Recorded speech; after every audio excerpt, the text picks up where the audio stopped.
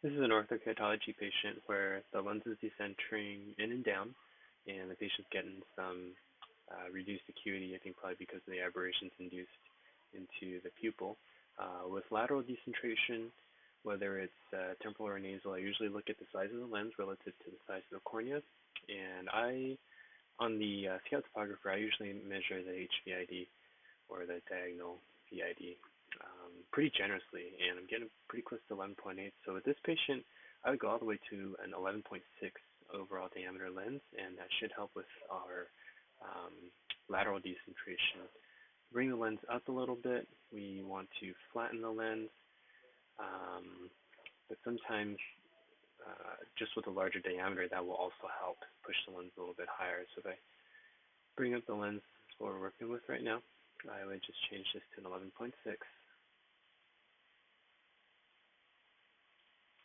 And then I think you're at 18 and 20. Usually that does shift our OZ and IC positions, so I'm going to bring that back to 6.2 and 6.8 where we originally had them.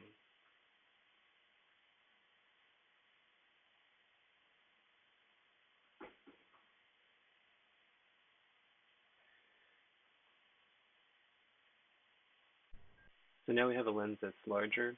This lens does look pretty loose with minimal clearance centrally and a little bit of peripheral clearance.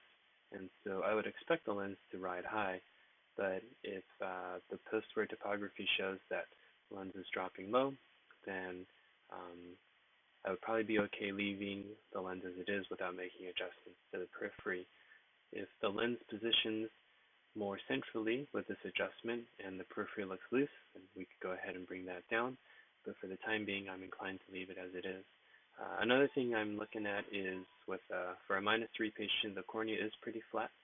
And so we've got a pretty flat base curve lens, even though we're not correcting a whole lot of myopia. And so this patient may take a little bit longer to mold to get to plano, and I might even consider bringing up the power a little bit to enhance central molding, especially with the 6.2 optic zone. I'd probably aim for a target of about 1.4. So I am going to build that in right now and try to make this as uniform as possible all the way around.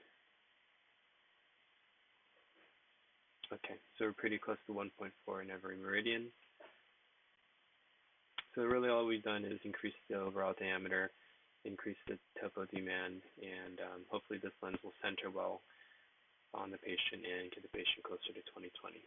So best of luck with your patient, and thanks for watching.